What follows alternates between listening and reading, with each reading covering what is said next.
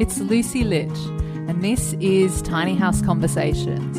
It's the Australian-based podcast where I interview experienced tiny houses, tiny builders, and adventurers in the tiny world so you can discover how to create, build, and transition into tiny life.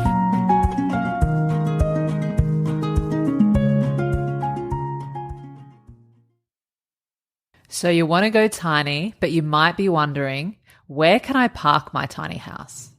I want to let you know that I have a special unreleased podcast episode of tiny house parking success stories from other tiny houses who were just like you and who have easily managed to find a long-term parking space for their tiny home. Some of them have even found more than one space. So if you want ideas on finding a parking space for your tiny, you can download this episode for free. To get access to it, head over to tinyhouseconversations.com/tiny parking. If you enter your details there, I'll send it straight to your inbox.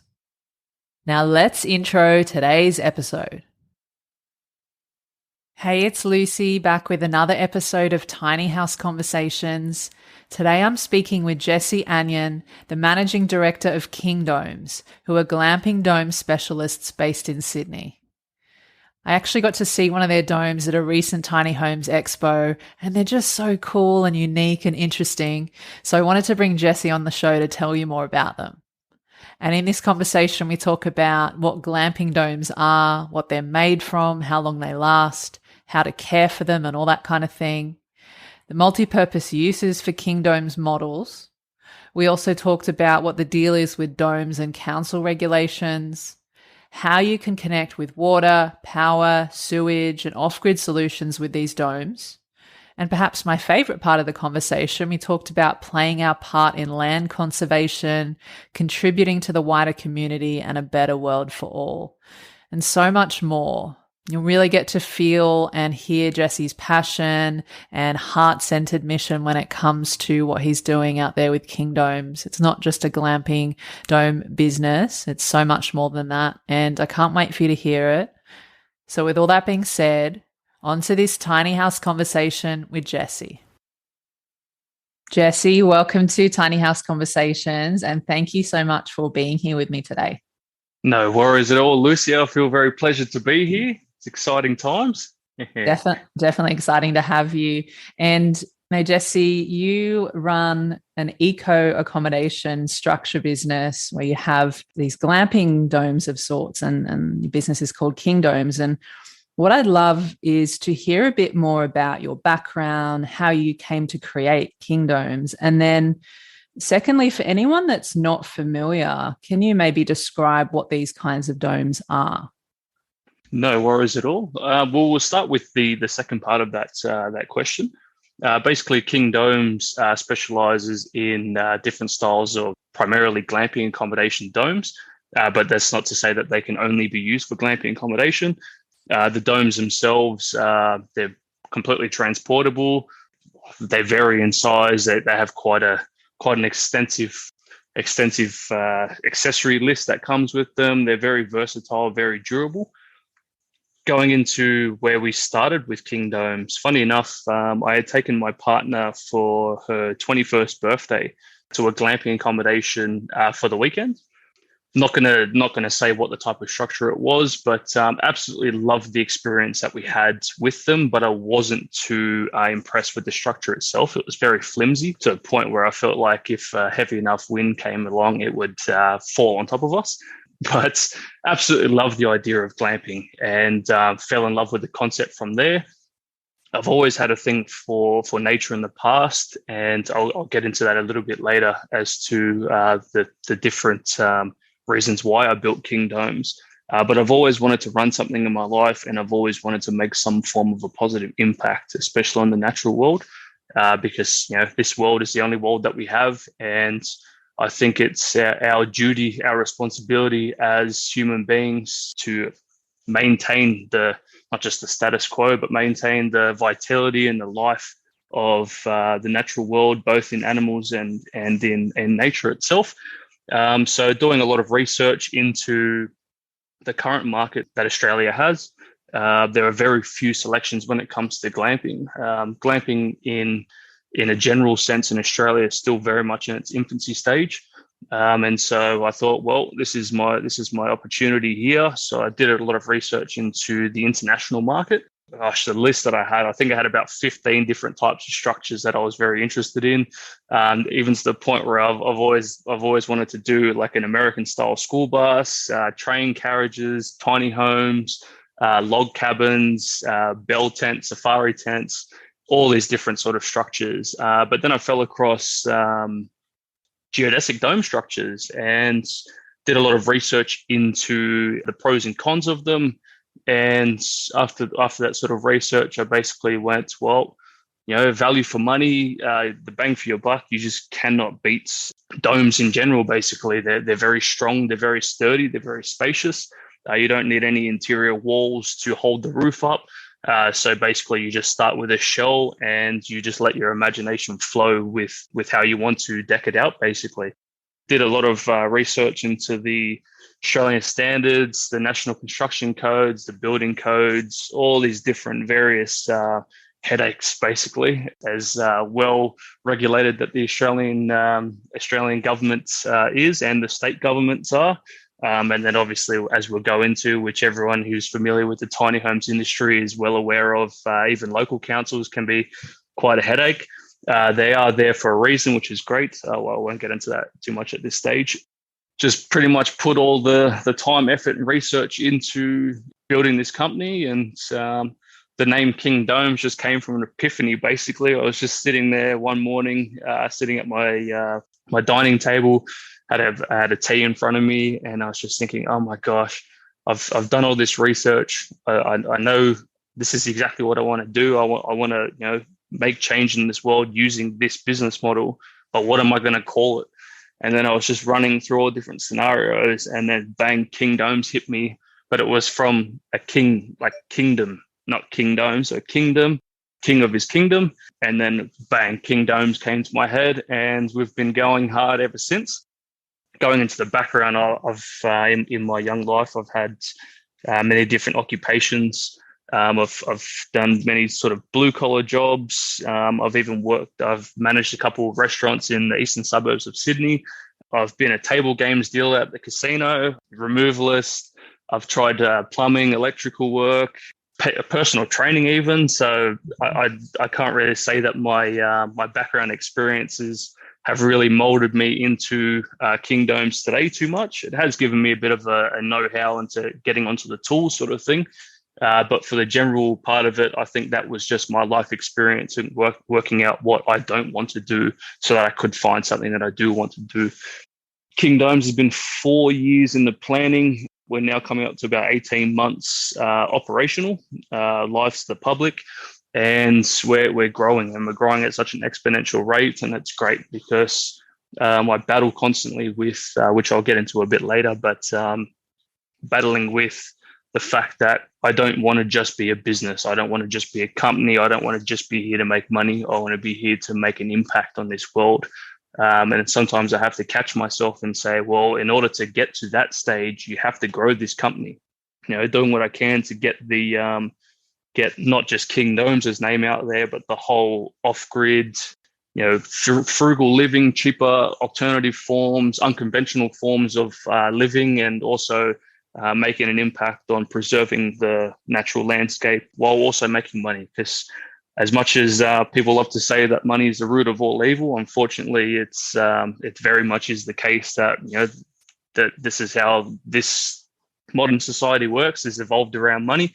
And in order to survive, you need to make money, which hopefully with this movement, we can start proving that living off grid, you don't really need as much money to live, survive, not only survive, but thrive and be happy as well. Yes, that's pretty much a short take of what King Domes' inception is and where it came about to be. That's great. There's so many great things that you said in there. And I love how you talked about, firstly, you mentioned the natural world and having this as human beings. I always talk about self-responsibility, and, the more that we're able to, I guess, lighten the load and reduce or be conscious of our impact, whether it's through what we consume, how we live, how we treat the earth, how we treat other people, and all of those types of things. I really resonate with that kind of outlook on life and that philosophy. And it sounds like you've had, all sorts of colorful experiences. And I would dare say that even though you mentioned, I don't know that it would, directly help you with what you're doing, I would also maybe say that perhaps on some level it does, because everything that you've done, all your unique experiences have molded you into who you are now, and who you are now is who is able to have this capacity to run this company and to have this vision and to be like this, what you're saying, more than just a business and more than just a company. Like, you actually want to make this impact on the world and other people. And I think that's so cool, because it's a bit of a minefield out there these days. And, with the cost of living increasing and housing prices and all sorts of stuff, and then a lot of people turning towards businesses and stuff, it's really cool to come across businesses like you that have this desire and intention to really want to help people, and being in this alternative living space, whether it's tiny homes, different types of alternative structures, off-grid living. I feel like this is where we're headed in a very big way. And maybe it's not going to be for everyone, but there's definitely, especially in the last couple of years, so many more people turning towards like, well, how do I want to live? Like, we were just talking offline before about moving out of the city, and, and I think there's a lot of people thinking that similar way. And then also not being able to afford to live in, a big 4-bedroom house or an apartment or something like that. So to have something like a tiny house, a caravan, a king dome, a glamping dome, that kind of thing, I think it's such a beautiful time. And I saw one of your domes in the Sydney Tiny Homes Expo a few months back, and I thought it was so beautiful, and it's such a unique offering. And you mentioned before that it's not just for glamping. What other types of things are people using these domes for? Yeah, that's a great question, Lucy. So starting off, obviously, glamping accommodation is one thing. My partner and I are looking in the next, I'd say, month or so, building our largest structure actually to live in, which is definitely pushing towards a more frugal living without having to jeopardize on comfort and luxury. Other sort of conventional uses, we've got a client using it as a commercial grade yoga studio. You can have them in your backyard. We do have multiple sizes available. The smallest ones you can fit quite easily in a backyard. You can use those. We actually have one because we're based in Sydney ourselves. We've got one in our backyard that we're currently using as our home office, but you can use them as backyard entertainment spaces, office spaces, your home businesses, even kids' play areas. People have been using them. We've got clear options as well, so completely transparent covers.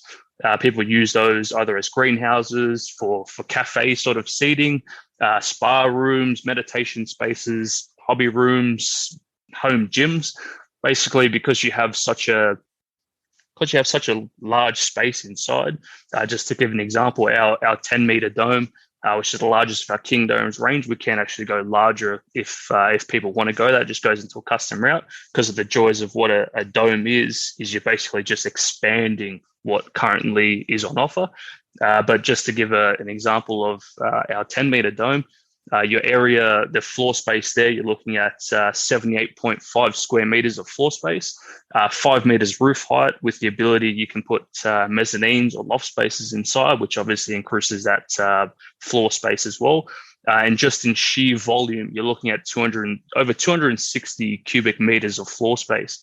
It's hard to grasp those numbers, even in photos, let alone on a podcast or a video. Once you experience in person, like every person, which I'm sure you would have been the same thing, Lucy, when you saw us at the Tiny Homes Expo, you just walk in and you just go, wow, like this is enormous. This is amazing. This is so different. We don't try to limit people's imagination when it comes to the domes themselves, because essentially you can use them for anything. We've had people inquire for using them for cat sanctuaries. We've had people inquire to use them for holistic care. Just so many different examples that we just physically could not list these down, because every time we list something, a new one pops up and a new one pops up. That's just the joys of what these domes can really bring to the general public.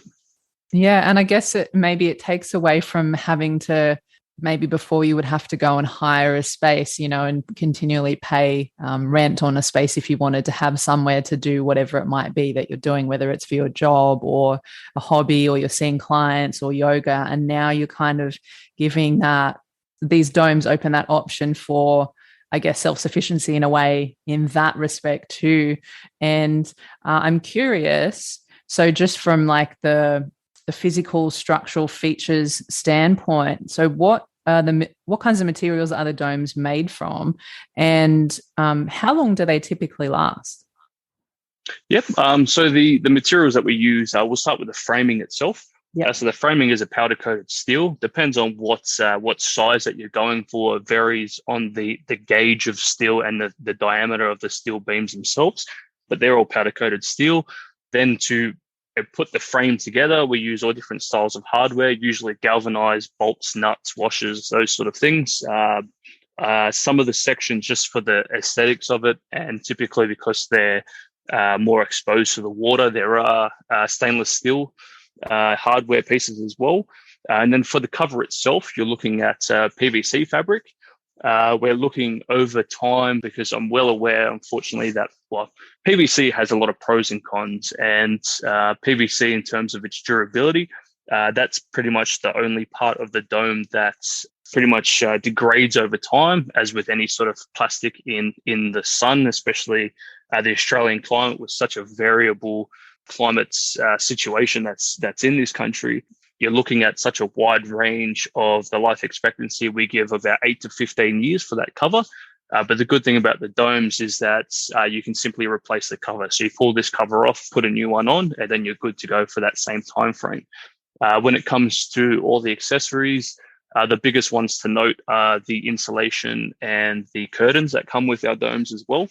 So they're all just polyester fabric. The insulation itself is it's on the inside of the dome, but on the outside of the insulation is just an aluminium bubble sheeting that acts as a reflector panel in between the outer cover and the insulation to sort of trap the heat at bay, so that it keeps it nice and warm in winter, but then it helps to alleviate that heat in the dead of summer as well.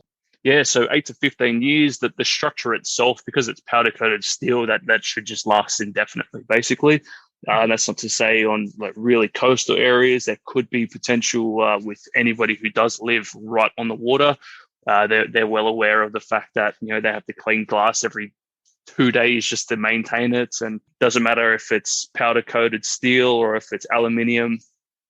Things do tend to rust, but for the majority of people who are erecting these domes, they're definitely in more rural areas. And as such, yeah, that should be fine. And if you really want to get the longevity out of the cover, you just either keep it out of the dead of the sun itself, whether that's positioning it in a place on your property that doesn't get that mid-afternoon sun. 12 to 3 o'clock is obviously usually the worst of the sun. Either that, or you put a shade sail over the top of it, basically, and then you can actually extend that life expectancy quite substantially as well. Which obviously adds to the green factor as well, because you're not having to getting rid of the cover. But other than that, yeah, it's quite a very strong, durable structure itself. Yeah, sounds like it. And what about the best way to clean them in general and maintain them? Like you did talk about, keeping the cover out of the sun and all that kind of stuff. But what else can you do to kind of ensure their longevity over time? We recommend cleaning the domes roughly about 3 months, just to ensure its longevity and life expectancy. It's not just the UV rays that degrade the cover over time, but it's things like leaves, the oils from the leaves, dust, anything that the wind can bring with it, especially when you're closer to sort of major capital centers. Air pollution is a very real thing, and when you're for the people who are in cities in comparison to people who are out in more rural areas, you can definitely tell such a large difference in the air quality itself. But to clean it is actually very simple. It's just, when I say simple, when you've got a 10-meter dome that's 5 meters tall, it looks quite daunting, and it's like, well, oh my gosh, how am I supposed to get up there? But the joys is that because it's such a sturdy structure, you can just lean ladders up against the side of it. To clean it is simply just dishwashing liquids, warm soapy water, basically, for times where the entire East Coast is well aware of the situation that we've been having for the last several months with rain, and with the rain and the constant rain brings a lot of mold and mildew. The good thing about the PVC itself is because it's such a tightly woven fabric, it doesn't actually penetrate. So it could sit on the outside of the dome, it could sit on the cover itself, but it won't actually penetrate like it would with, say, canvas, because canvas, very durable material. That's where we drew the line in the sand, and basically said, well, that would be out in long term, because I've seen a lot of other tent manufacturers that do focus on the glamping industry, and I've seen a lot of their tents after, say, 1 or 2 years, and they're just covered in mold, and it's just near impossible to try and combat that. That's where the domes come into play. But for the inside, yeah, we've had real world experiences where there has been slight mold occurring on the insulation themselves. What we pretty much do is we just spray vinegar on it, leave it for about 45 minutes to an hour, and then you just get a damp rag and you just wipe it off. If you do have the means to be able to get it out into the sun when it eventually does become sunny, yeah, that helps to eradicate it as well, which is great.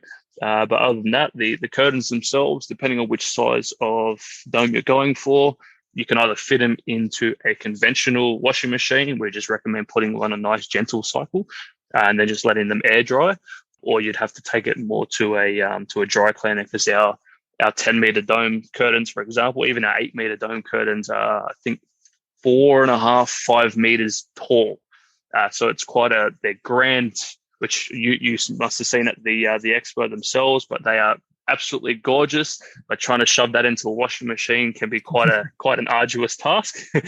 Yeah, that would be the best case scenario. But other than that, very, very straightforward to clean. Okay. And, you talked a little bit about mold there. So speaking of mold, I do have anyone that's interested. Episode number 28, Mold Proof Your Tiny Home with naturopath Amy Skilton. I'll put a link to that in the show notes, as I'm sure that would be really helpful for this scenario too with these domes. And you mentioned a bit before, so, we've had on the east coast of Australia, there's been the floods and the extreme weather conditions. So how do these domes fare up in, say, extreme winds, or in climates, or maybe just in seasons where it is really hot? Or it is really cold? I know you did talk about insulation, but is there anything else you can share about that? Yep. So we'll start with the wind side of things. These are all great questions. In terms of wind, all of our domes are rated, Australian standards rated to 120 kilometre-hour winds. But that's not to say 121 kilometres an hour later, it's just going to turn into a balloon and fly away sort of thing. Australia, being Australia, has very strict regulations, and that's where it just sits comfortably, indefinitely at a speed of 120 kilometers an hour. The same standards, for example, in the US, you're looking at 144 to 166 kilometers an hour. In terms of the structures themselves, it's not the structure that gives way, it's actually the connection with the dome itself and the foundation that it's sitting on, because all of our domes, in order to meet those requirements, have to be sitting on some form of a structured foundation. We usually put them on either concrete slabs or timber decks, but there are also steel framing decks that you can put them on as well. But those are the main two that Australians typically go for. There's a lot of difference in between the two, but yeah, as a general guideline, that's what they sit on, where they sit quite comfortably. Because of the shape of the dome itself, the wind doesn't bash into the side of the walls, it wraps around it. So it's very efficient when it comes to wind. Rain, not an issue, because the cover itself is all one piece. It's all completely waterproofed. The only openings for the domes themselves are just the accessories that go in, which we have, for example, our solar extraction fans and our porthole windows all have clamping systems, both on the in and outside, and then you just run a line of silicone like any other sort of conventional building. The only opening to the outside world in regards to water is underneath your door, which is pretty standard, because you need the door to be able to open and close, and if it's dragging on the floor, it turns that into a bit of an issue. We actually have what we call press bars, which go around the outside perimeter of the dome and actually anchors the cover from the outside and then clamps that to the ground, to the foundation that you're building on. So it creates a seal so that no water, wind, or insects or snakes or spiders can get inside the dome. What we usually recommend doing, which we do give as standard with all of our domes anyway, is some silicon tubes just to go back on the inside of the dome and run a line of silicon around the bottom. So that just really, really holds that gap anyway. In terms of hail and storm, hail, it has been tested through things like golf ball size hailstones. Anything golf ball size and under is fine. Because the PVC cover is very durable, they simply just bounce off. They're nice and easy. We haven't tested it in real world situations with things like baseball size golf balls. I'm not really looking forward to the day when it does happen, because it's not just the domes you have to worry about, but it's pretty much anything. I don't think many people can come out unscathed with with baseball sized hailstones unless they live in a concrete bunker, in which case good on them for, for being that lucky. Pretty strong, pretty durable. I would not be setting these up next to gum trees. You know, the unofficial name Widowmaker is there for a reason. They should be able to survive an impact if they were falling lengthways, but if they were falling straight into it, it would just pierce straight through the cover. But to give it a real world example of the structural integrity of the actual frame itself, when we're doing an expo in Melbourne, the same Tiny Homes Expo just down in Melbourne, we only had 24 hours to erect this dome. And so we had 15 people climbing the structure to pull the cover over, which was absolutely magnificent. We've got a video on YouTube somewhere, just really showcasing the strength of what it can hold quite comfortably. What was the other? Oh, sorry, Lucy. What was the other part of the question? That's okay. So it was just about the weather. So you talked about the wind, and then you talked about the rain. What about things like extreme heat or even bushfires and that kind of thing? Yep. Okay, so starting with the variable temperatures that Australia is well known for, I'm actually sitting currently in the snowy mountains of regional New South Wales, southern New South Wales. So it is very cold down here. It's only going to get colder. The accessories that come standard with the domes, we've mentioned the insulation. We've got the blackout curtains. That just helps because we've got the nice big bay window at the front of our domes. As with any sort of transparent window, draws and loses quite a substantial amount of heat. So those blackout curtains help to alleviate that, especially which we had at the expos, people trying it out for themselves where they're drawing the curtains open, standing in the bay window, and they can feel that heat bearing on them. Then they close the curtains and it just alleviates it quite substantially, which is awesome. There's other accessories that we can add to the domes. So for heating the interior of the domes, you can put wood fire stoves inside the domes themselves, which is a great addition. It really complements the whole off-grid glamping style of living, basically. We've actually partnered up with a company called Pivot Stoves to ensure the entirety of this system meets Australian standards, which was quite a big thing for us because councils were looking at our structures and then looking at putting, like when you're trying to put a combustible fire inside of a dome or any sort of structure, there's a lot of potential liabilities there, and not just with council, but with things like insurances as well. Ensuring that Australian standards compliance was a big win for us, which was awesome. So yeah, for all of our sizes 6 meters and above, you can put wood fire stoves inside of. In terms of cooling, the actual domes themselves, just the domes, without having to put any sort of energy inside of them, we create so much ventilation inside, from the solar extraction fans to ventilation ports in the roof, which are constantly open, but it doesn't allow any sort of weather to get inside, as well as bugs. And then the openable windows themselves. On all of our doors, all of our single doors, sorry, they come standard with a magnetic fly screen mesh as well. Everyone loves that nice draft coming through the fly screen doors in the house. We've just incorporated that into our domes as well.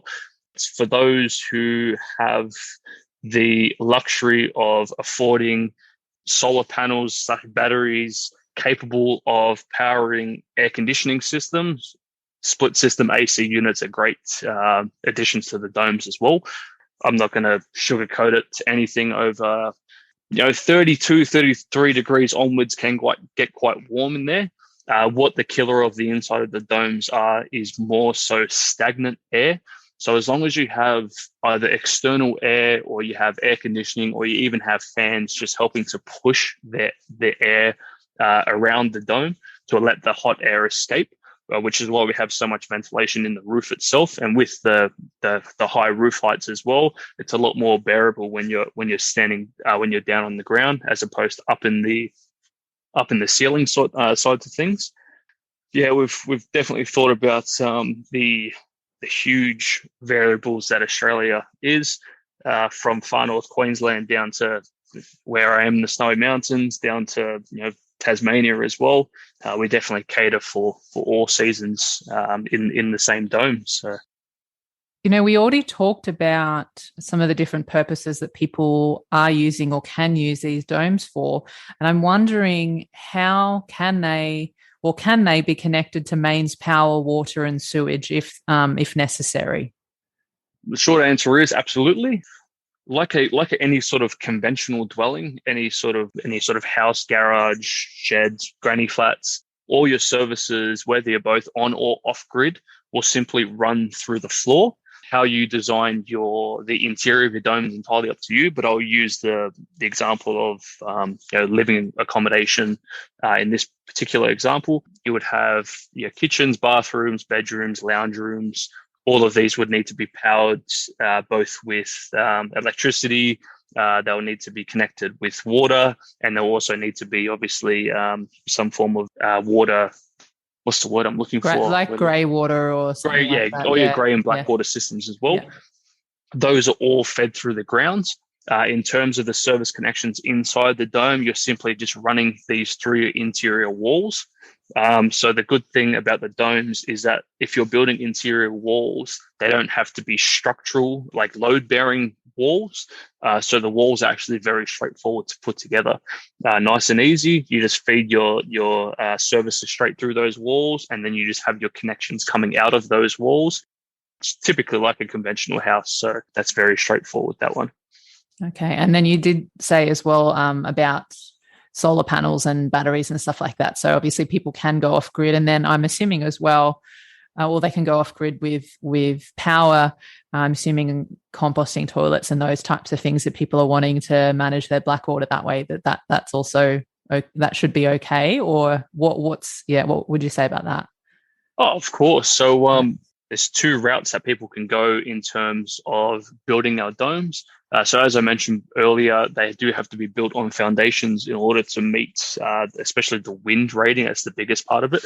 But so you're either putting it on a concrete slab or a timber deck, or any form of a deck, basically. If you're building on a deck, connecting services is quite substantially easier, because you can build the deck, put the dome on top, then you can connect your services where you want to put them in the dome. Concrete slabs are a little bit more difficult.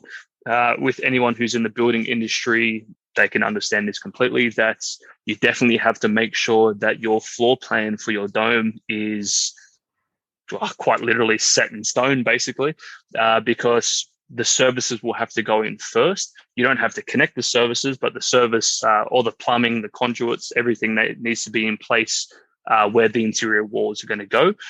Then you pour your concrete slab, then you build your dome on top of that. Then you come in, put your interior walls, put your fittings, fixtures, and then you fill it with furniture and you're good to go. So it's the same thing applies whether you're both on or off grid. Similar to what a tiny home is. Tiny home is sitting on a trailer, so it's elevated. So all your services basically go through the floor, whether it's composting toilets, connecting to gas, for example. Sometimes they run those through the walls. The only difference is that you just go under as opposed to just straight through. But other than that, yeah, it's pretty much exactly the same. So it's all achievable. It's all doable. Yeah, cool. Because I was wondering, because with tiny houses on wheels, as you mentioned, like they're usually they are on a trailer, right? So there is that raised clearance below the floor to the ground. And then some people will use a composting toilet that's a split system where you cut a hole in the floor and then there's a chamber underneath the actual home. Whereas, so with your domes, you said that they're usually on a timber deck or they're on a concrete slab. So would there still be that clearance if someone wanted to use a split system? Or I'm wondering, maybe it's just a matter of, because there is also the self-contained system where there's no chamber below the floor, but you have a composting toilet above, just within the bathroom, and then you kind of have to empty it that way. But yeah, does that make sense? What I'm asking? Yeah. No, that's a great question. It really depends on the individual circumstance. For the most part, when people are building, if people do decide to choose a deck, for the most part, the decks would be elevated anyway, whether it's just the landscape itself, whether it's, it could be on a hill of some sort, in which case it's actually more productive to build it on a deck. Then you have substantial clearance underneath. Yes. But if you are somehow on very flat ground, you can either elevate the deck, which with, again, how a lot of the east coast of Australia is going, especially with all these rains, it's probably more ideal to get that off the ground slightly.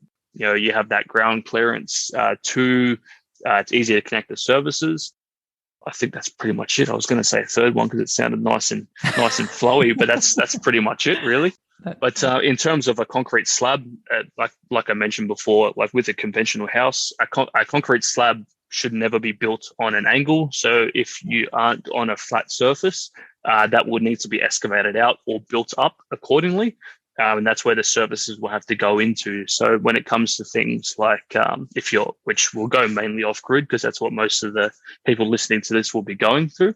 Even if it's on or off grid, it doesn't really matter too much. But the biggest, it's not so much a hurdle, it's just something to think about, is when you have rain collection services on your property, because of the shape of a dome, you can integrate a water collection service on the ground around the perimeter of the dome if that's something that you wanted to do. So whether it's a deck or a concrete slab, there are ways to collect water using the dome itself without actually integrating it onto the dome, because then it would just kill its aesthetics, and then you'll have issues with water leakages because you have to penetrate the cover in order for those say guttering to stay on the dome. And then you have to try and make sure it's all nice and sealed. So we actually recommend just creating a guttering system around the perimeter of the dome, or if you have a deck, with anyone who isn't familiar with decks in any way, shape or form, all decking boards have to have gaps in between them because of the variables in terms of moisture, heat, cold. The wood flexes and it expands, and as such, you can put something like even colour-bond steel or some form of sheething underneath it on an angle, which then runs to a gutter system. The only thing you have to be mindful of is now that the water collection is now below your structure, you have one of two options. So one, you gravity feed it down to a water tank to then pump back up to the dome, or you pump that system straight to a water tank to then gravity feed back down. Personally, I would go with the gravity feeding down to a pump and then down to a tank and then pumping it back up, simply because then you won't be able to hear the pump when it kicks on. There's sort of food for thought in that regard, and it just also depends on your particular circumstance and what your landscape around you enables you to do, basically. Okay, no, that's good to know. Thank you for that. And you mentioned a few times already talking about council situations. So, with tiny houses on wheels, and we talk about this a lot on the podcast. I've done an episode on it too, that tiny houses on wheels are classed as caravans, and then the regulation or the rules or whatever you want to call them in each state slightly differ. And then within every council, it's either enforced or treated or interpreted differently in every single council too. And some councils are more friendly than others and all that type of thing. I'm Yep. wondering if, what's the situation like for these types of domes, whether it's in terms of how they're the structure of them, as well as using them for, say, temporary use versus maybe long-time living on a more permanent basis?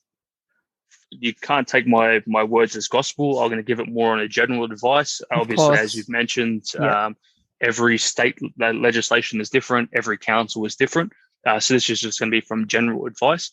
But so our structures fall under three classifications. So movable dwellings, temporary structures, and funny enough, tents. They're very strong, very sturdy, very high class tents, but because of the uniqueness of what they are, it's hard to differentiate them in anything other than tents. So that in some ways can really work in our favor, but in others with what's a nice way to put it with councils, just more reserved councils, I'd say, less forward thinking councils is there can be restrictions around temporary structures on properties. But the good thing about us also being classified as movable dwellings in that sort of nature, a lot of the rules, regulations, and then restrictions that tiny homes have, we also have. As a general guideline, the council, because it is classified as a tent, you can classify them as other things other than a living accommodation. For example, sheds or granny flats, or just literally a tent, like a spare bedroom on your property, something along those lines. So as a general guideline, the main differences between domes and tiny homes is because we have to be, our domes have to be situated on a foundation itself. That needs to be Australian standard certified. There are states around the country that have forms, variable forms of exempt development, which means as long as you meet Australian standards for that particular foundation, you don't have to go through council approval. Going off, we're both in New South Wales, so using New South Wales as an example, exempt development codes in New South Wales states that depending on what the size of your property is, say, for example, we're both Sydney-based, not for long, awesome, exciting stuff, but in Sydney, you can build a 25 square meter deck less than 1 meter tall without any council approval. In rural areas, that can expand quite substantially. Every council does have variables. I've even heard of a client who had, they could build a 200 square meter pad without any council approval just because of the council that they were in. Usually it's 50 to 100 square meters, which is enough to cater for most of our size, while the 100 square meters covers all of our sizes. The 50 square meters covers everything up to the 7 meter. Unfortunately, our 8 meter is 50.4 square meters, which is a shame. As long as that foundation is up to codes, up to standards, there shouldn't be any issues. Obviously, if you are connecting to the grid, the council needs to know that connection. So for any future developments or any form of digging or anything along those lines, that you're not hitting those services, because that's obviously a bad situation.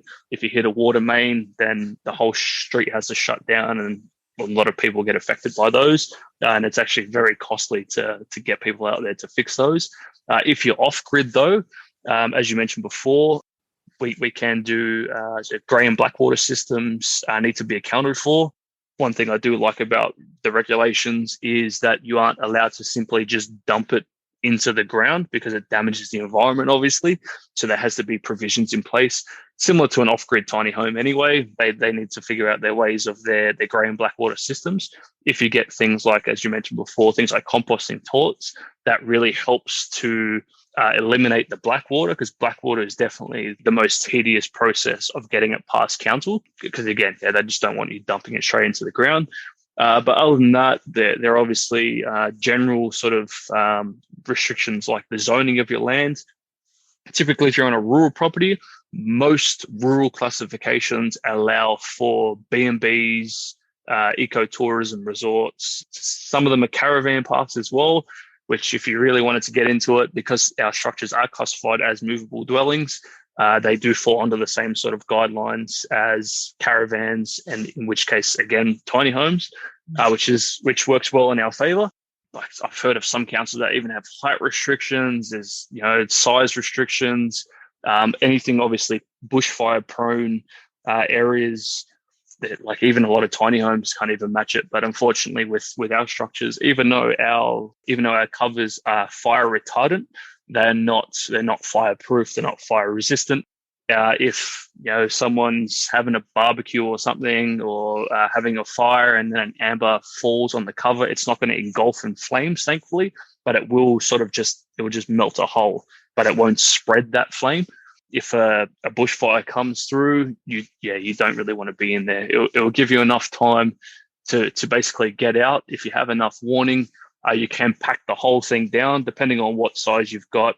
Well, not even really. It's a lot quicker to pull the structures down than it is to put them up. You could do them in a few hours to a day, depending on the size that you're doing. Especially when imminent danger is coming, you're going to be a lot quicker in what you're doing. Unfortunately, with council, well, not all councils, a lot of councils are very forward thinking, which is great. They're getting on board the whole tiny home off grid movement, which is awesome because Australia is such a big country, and for governments to service all these properties is near, it's pretty much impossible. So the whole movement towards this style of living, councils getting on board is awesome, which is why I have great respect, Lucy, that you're doing these sort of podcasts, because it helps to raise that awareness of this entire movement. When we're in the Tiny Homes Expos, we're technically all competitors here in this environment, and yet we can all sit there, have great chats.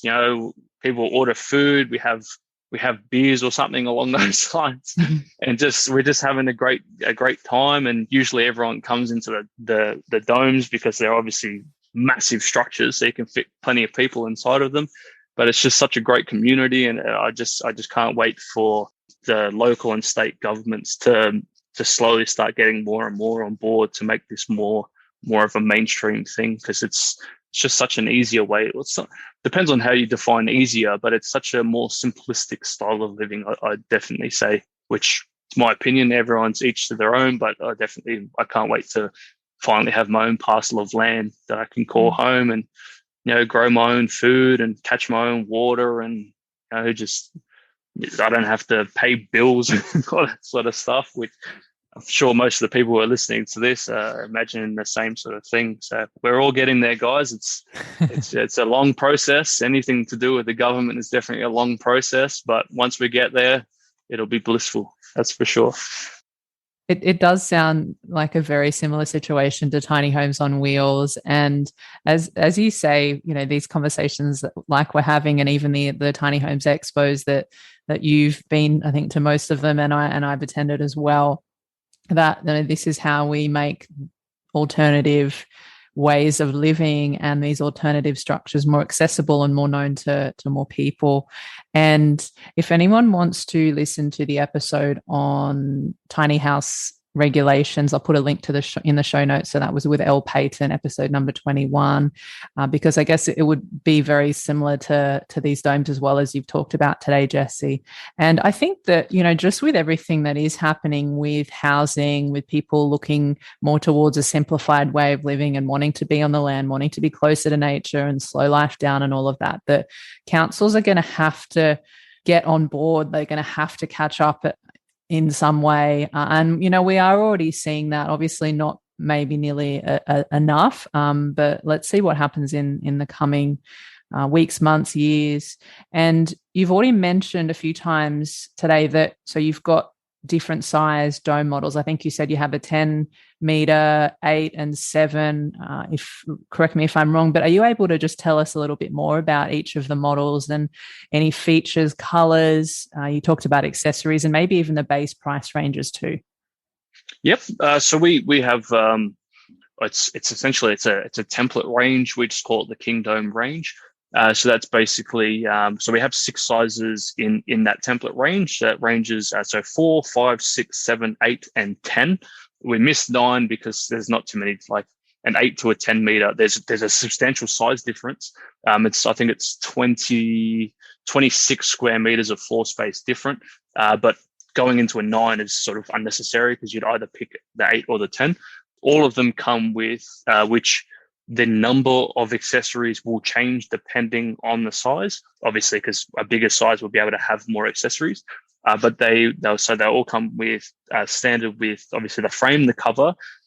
I did mention the press bars, which anchor the cover to the ground, all the hardware that comes with them, solar extraction fans, ventilation ports, both porthole and what we call mesh windows. The difference between the two, porthole windows look very similar to the windows that you get on yachts. Openable from the inside, they've got a glass insert with aluminium frame, makes it look nice and luxurious, basically. The mesh windows are much more simplistic, but I think very effective way to allow that wind flow to come through the domes. Basically, the name says it all. It's got a mesh screen. It's basically like a tent flap, basically. So you have to go onto the outside to open the mesh window, because if it was openable from the inside, water would be able to run off the cover and straight into the dome, which is pretty big no-no. The bay window as well, the really large window that just purely allows for light exposure to enjoy the view that you've got there. Insulation as well. The insulation and blackout curtains will come as standard. In our larger domes as well, from 6 meters and up, you can also get. Sorry, that you don't also get. You can. It does come with the price as well. Is a skylight, so you can have that beautiful light exposure, and then you can do stargazing at nighttime, especially if you have that mezzanine level in the 8 or 10 meter. You're pretty much right under it, so you get to enjoy it. We're currently in the production process of it, but we're looking at introducing an automated skylight blind as well. That people are paying good prices for glamping accommodation, or even if you're living in them yourself. You don't want to be waking up at 5 o'clock in the morning. I'm usually up at 5:30 anyway, but for people who want to have the luxury of to be able to sleep till 10, 12, it's up to you. Having something like that would be a big bonus feature as well. And then, as I mentioned as well, the wood fire stoves. So we can just supply the port only.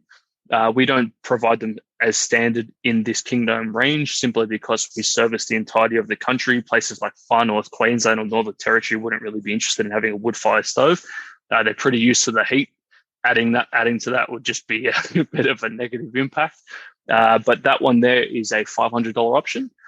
So running through the prices of our domes in terms of size. Oh, sorry. And when I say 4 meter or 10 meter. We go in relation to the diameter of the dome itself. So a 10 meter diameter, 5 meter radius, 5 meters tall. In the smaller sizes, it's not a complete sphere because we want to add that roof height. So, like say the 6 meter dome is 3 meters tall, but then a 4 meter dome, which is half, 6 minus 3 is 3, but a 4 meter dome is 2.5. So we just have that little bit more headroom. And then with the 7 meter dome, we actually go up to 4 meters because we're slowly that's introducing the means to be able to put mezzanine levels inside of. And then the 8 meter goes up to 4.7. So it's only 300 mil shorter. But in terms of pricing, so the 4 meter is everything's $999, but I'll make it a lot easier because we're not fooling anybody. The 4 meter is $13,000. The 5 meter is $15,000. The 6 meter is $17,500. The 7 meter is $20,000. The 8 meter is $25,000, and the 10 meter is $30,000. We're actually slowly bringing out our range of clear domes, which I mentioned briefly in the potential dome uses, where the entire cover itself is clear PVC, so it's completely transparent. We're still sort of juggling the prices. They will obviously be quite substantially less than the Kingdome's range because there's no need to have insulation. There's no need to have curtains. It's a lot more basic, more simplistic, for use for, like, as I mentioned before, cafe seating, greenhouses. You could just have a spa room or something along those lines. Something that I would not live in them. We had a 4 meter display of the clear dome at the Melbourne Expo, and we closed it right up. It was just sitting on grass, and it basically turned into a sauna. Being point blank, it turned into a sauna. It fogged everything up because of the moisture from the grass. Ended up into it. So you walk in. If you wanted to use it for a sauna, the perfect idea, but I would definitely not live in one. Live in one of those. It's just something that you can enjoy at nighttime or enjoy in the early morning or in the late sort of evening when you're watching the sunset. But that's not to say you can't do the same thing in the King Domes, because the 10 meter dome, for example, that window is 4 meters tall. From memory, I think it's about 8 or 9 meters wide. So it's definitely a big centerpiece to just be able to look at the beautiful view that Australia is definitely renowned for. And yeah, you just sit there and enjoy it. But that's pretty much, which we do actually, we do have custom options as well. That one there, the Kingdome range, is our standard range. If you do want to alter things, for example, you can position, funny enough, because our domes are circular shaped, we reference a clock face for the positioning of the accessories. So everything's obviously within the limitations of the engineering sides of things, but we always reference the door itself as 6 o'clock on a clock face. Our standard range for our domes, the center of the large bay window is 10 o'clock, but you can move that bay window to say 12 o'clock. So when you walk in the door, it's directly in front of you, or you can move it to say 2 o'clock. And then the accessories will sort of move in relation to where that bay window is positioned. The 10-meter dome has by far the most customization. Even though we've been calling them geodesic domes, our 10-meter is actually a variant style of a geodesic dome. It's actually called a lamella dome. For the keen viewers of our structures, a geodesic shape, when you're looking at every steel member on a horizontal basis, has waves in it to accommodate bringing in the dome, or the walls of the dome, to actually create that dome shape, which require less sizes of members. But for this lamella style, to give a reference point, the 6-meter dome has, I think from memory, 5 different sizes of steel struts, whereas the 10-meter dome has 15. And this is not including the going from the dome shape to the door, because anything that, if you're going from a round shape to a rectangle, so that has to be custom pieces to accommodate for those doors. But yeah, that's just to give a bit of an idea of what to expect. But with those variations the number of variations in the 10-meter enables you to have a lot more accessories. Say, for example, someone wanted a yoga studio. One of the yoga studios that we built for our client, absolutely love the guys. They're up just north of Newcastle. They've actually got 2 bay windows. So you walk in because they wanted to really maximize the exposure of the environment around them. With being yoga, it's very inner peace focused. It's calming the mind, and it's good to just look out over the scenery. But you can, if you really wanted to, you could add 14 mesh windows. You could add 8 ventilation ports. You could add 8 solar fans if you really wanted to. The customizability is all there. In terms of the colors, we do have a range of colors. For the cover itself, white is our standard option. But we have, I think, 14 other colors to choose from. We are looking at introducing another 2 colors, which be interesting to see what the general population think about them. We're exploring like a eucalyptus green color.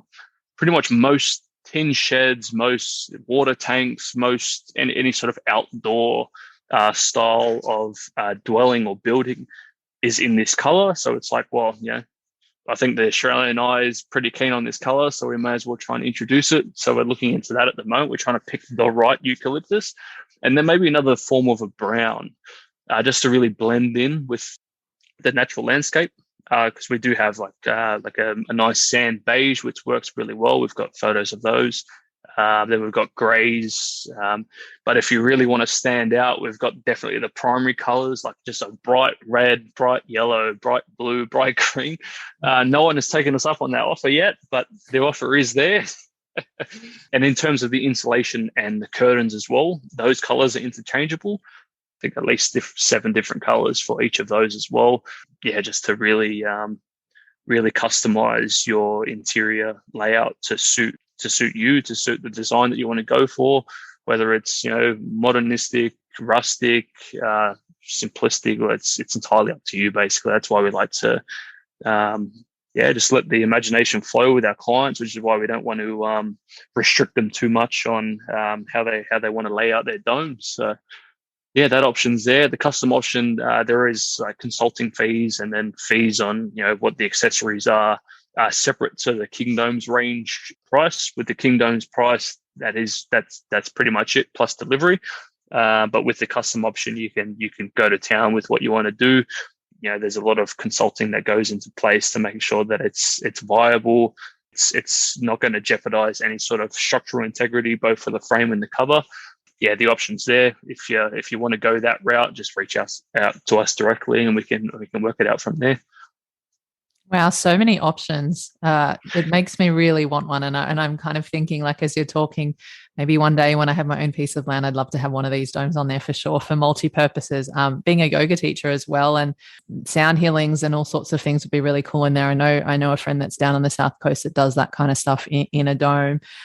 If someone is interested in one of your domes, Jesse, so what's the process of working with you, or what's that journey look like? Do you have them on display somewhere other than when you go and do them in at the expos, or how does all of that work? We're currently trying to build. We're trying to build this network. Australia is a very big country. It's hard to service these, service these sort of places. But we are in the process of doing that at the moment. In terms of location of where people are, it really depends on our current clients whether or not they're willing to allow people to come to their properties, which is why we're currently down in the Snowy Mountains, actually building our first display slash glamping accommodation, so that people can not just have a look at them, but actually stay in them and get a feel for them to see if this is something that they want to do. Because we're totally transparent with everything. We're not afraid to talk about the pros as much as the cons as much as the pros, sort of thing. We have to start somewhere. There's talks of actually getting one up in the hinterlands, up in Queensland.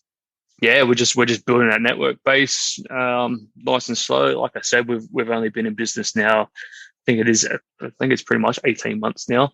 We're growing by the day, which is great because we're just meeting more and more similarly minded people, and we're just trying to make a difference together. And Snowy Mountains is the first one, so if people want to come and go for the ski season, this one should hopefully be up and running in the next couple of weeks. We're just fighting the snow at the moment. It's an interesting experience, but we're getting there, so that's the main thing. Yeah, I can't wait to see what it looks like. And I guess you've picked an interesting time to do it, but sooner that people can obviously have an opportunity to see them in person and to stay in them, as you mentioned, I think that can only be a good thing. And yeah, it's really exciting. I love what you're doing, Jesse, and I think it's so unique. And the multiple purposes that these things can be used for opens up a whole new world for people, I think, in many different ways, not only living, but also maybe working, socializing, running different events, and so much more. So it's really cool to see. And as we start to wrap up the conversation today, is there anything that you feel like we haven't shared about what you guys do that you wanted to leave us with, or are there any other than your little project that's going on down in the Snowy Mountains? Is there anything else you wanted to share with our listeners that you're working on? Oh, there's always works in the cars. There's always big plans, big visions for the future. Just sort of going a bit on the personal side of things. I just wanted to say with King Domes, one of the things that really mean a lot to me with King Domes, and where I really want to see it go and what it can achieve and what I can use King Domes for. I've got three pillars that really resonate with me, that I hope to use King Domes as a platform, as a stage, as a voice to be able to make a better change in the world. Because I'm not going to go too personal. I can, but I could go on for hours if that was the case. But I've had bad times in my life mentally, and nature was my form of escape to just really take in its beauty and just take in its how amazing and complex it is. Even though we look at it from a 21st century perspective of how simplistic it is, it really isn't. It's such an amazing thing that we have, and if it wasn't for the nature around us, it's we wouldn't be here. And so the three pillars that I'm really building King Domes upon is land preservation and conservation, animal welfare, and not warfare. I always mix that up. I don't know why. It's two completely different things. And then the homeless and those that are less fortunate. And, I was really trying with the Lismore floods, for example. I really wanted to try and get our structures up there to try and help them. We just weren't in a financial situation, unfortunately. And as I mentioned towards the start of the start of this talk, money is not everything, but it's a means to be able to unlock and access things that people need. Money in this world is it's in abundance, and as much as people like to think that we're wasting money in certain areas, which I'm definitely on board with that. I was just sick and tired of waiting for the government to do stuff. So this is my way of trying to make my contribution into those three pillars. And I think it integrates so well in terms of helping land around you, preserving and conserving that land, animal welfare, which it naturally does when people are building these. Typically, they're building on rural properties. That could be otherwise torn down and turned into apartments or farming land or something like that. Farming is obviously very important. I think humanity is at a stage with its technology and its advancements in life that it really needs to start looking at still generating wealth, but generating wealth in conjunction with preserving the natural environment. And I think King Domes is the start of what I can achieve personally, and what I hope my team around me can achieve, which everyone I have on board so far has got the same exact sort of vision as me. Gone are the days where we just need to start decimating entire areas, not just not even hectare. Like hectare is nothing compared to how much decimation is happening out there from the natural environment, and how many animals are going extinct and all this kind of stuff. And it's like we should be holding ourselves very much accountable for this. And there's only really a select few people that are contributing to the detriment of this world, unfortunately, and yet they're the ones that have all the cards. And we just need to do our part as individuals. It's easy to turn and say, oh yeah, but these people are doing this, and this group is doing this, or this company is doing this. Yeah, but if all of us just take a step back and just go, okay, but what can I do? What can I contribute? What can I stop doing that is detrimental to the natural world around me, and just to build ourselves up and realize that there's a lot more to this world than just money, and there's a lot more to this world than just success and all that sort of stuff. We all need to be happy, and we all need to be content with life. And I think really doing that, I feel anybody who walks out and goes on hikes, or they go camping, or even just going through drives through the country towns to go to the next town or the next city, they feel a resonance. They bring it. There's like a draw to how truly great nature is, and we are the gatekeepers for this, and we need to do what we can to build that. So whether this touches one person, 50 people, 100,000, whatever, it doesn't matter. As long as I'm just helping to be that voice to push this for the better.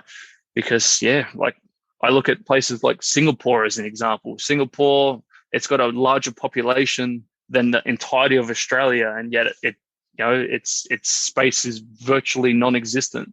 And yet they're still integrating ways to turn that large population into a way of which no city is perfect, no country is perfect, nobody is perfect, but they're doing a step in the right direction, which is just great. They're integrating all their skyscrapers, integrating plant life into them, and just little things like that. And it's steps in the right direction. Rome wasn't built in a day. We've been accustomed to a life so much. And I'm saying this being 25 years old, and people who are in their 40s, 50s, 60s, like I know it's going to be hard for them to change their viewpoints and how they've lived, but it's just baby steps. You just got to do one thing at a time, and we'll all get there. Because otherwise, there's not going to be a planet to protect if we don't change our ways. So good on you, Lucy, for doing what you're doing. Bringing awareness. Whether it's directly or indirectly. This whole industry is there. Even if people are only in it for the money, it's still indirectly there to make a change in this world. But from all the people that I've met in this industry, that's definitely not that case. It's definitely not the case at all. They want to they want to change the lives of people. They want to help the environment. They want to, just build this community sense, because as interconnected that this world is now, it's only getting more distant. People barely even know their neighbors nowadays, and that's such a depressing world to live in. Like, what are we doing? But that's my little rant for today, and I just hope other people just grasp that and just go, you know what, we can do this. As a species, as intelligent as we are, we can do this. We can. Beautiful words, Jesse. You're speaking my language, and I feel like you've almost opened up another can of worms for a whole other podcast, for a whole other hour or so. But we'll have to leave that for another time. But, I resonate with everything that you're saying. I'm totally on board with that. And what I'm hearing a lot is, how important it is for each of us to contribute in our own way. It doesn't have to be this massive thing on a grand scale. It can be little things that we do in our day-to-day lives. It can be, as you talked about, our neighbors, our family, our community. How are we able to give back to play our part in a healthier, more peaceful, more loving world, and, planetary healing? And if we remember that we are nature, we're not separate from it, even though it looks like in this human experience that we're here and nature and the environment is out there, actually we're all part of this same ecosystem. And when we can see it and really feel it and embody it from that place, we'll know to do better. When the next time someone maybe throws some garbage on the ground, or whatever it might be that's not such a good thing for the earth, all the different practices and the consuming and just all of these types of things. Like, nature is our home, it's where we came from, and each of us does have this responsibility. And even though sometimes it can be like, well, I'm just one person out of however many billion, what can I really do? But if every single person, or let's just say 10% of people in this world, and I said this on the show before, I'm pretty sure, if everyone just tomorrow made, a decision to just make one small shift, and then another one, and then another one, over our lives, just imagine how big that adds up to be. Like, these small things, or maybe we can say these tiny things, turn into big things at some point. And it is all about each of us contributing where we're able to, and picking each other up and supporting each other. And I love how you talked about a little bit before the Tiny Homes Expos, how I guess on some level people are in a sort of competitive space, but in that same space, everyone is there to be kind to each other and support and, recommend each other's services to other people. And it's not about a competition. It's about collaboration and co-creation and contribution. So I really love everything that you shared. And maybe we'll have to, we could have a philosophical discussion one day on all these types of things, because there is so much to say. And I just love also the multi-purpose mission that I can feel behind what you do with King Domes. It's not just about the business side of things. You really do care about the land, about people, about community, and about contributing to a better world. So thank you so much, Jesse, for what you do out there. Thank you for being on the show here with me today. It's been really wonderful to get to know you a bit more, to hear about your story, and to share all this amazing wisdom and what you do with everyone. So thanks again. No worries at all, Lucy. Thank you very much for having me on board. It was definitely a pleasure chatting with you. And we have the means to do greatness. I think it's selfish of us if we don't do greatness. So we need to be the vessels out there, just whether it's a voice, whether it's anything, just to do our part. You're doing a great job, Lucy. And I thank you very much for inviting me on the show. And we could very much do another one again in the future and talk about the I think even more serious things in life. 100%. Sounds good. Thank you so much again, Jesse. And if you're listening to us at home, make sure you go check out Jesse. Actually, one thing I did forget to ask you, where's the best place that people can connect with you online, like your website, social media? Yep. So we've got our website, obviously. So we've got kingdomes.com.au. We're also on Facebook and Instagram. I think the Facebook one is just kingdomes.com.au as well. Just, www.facebook.com.au, .com/kingdomes.com.au. And then the same thing with Instagram is just kingdomes_leisure. We've also got a YouTube channel. It's still quite in its infancy stage, but yeah, we're growing that every day as well. So that's another channel. I think you can just search up Kingdomes and it should be the only one there. I think Google, that's the one problem we have with the name is Google likes to correct everything. So I'll keep trying to say, are you searching for kingdoms? Make sure you're saying no, it's Kingdomes. That's what I'm looking for. But those are the best places to reach out to us. And we look more than forward to answering your queries and taking it from there. Sounds good. I will put all of those links in the show notes. And if you're looking for those show notes, you can find them at tinyhouseconversations.com. And if you're listening to us, thank you so much for being here. As always, thank you for taking the time out of your day.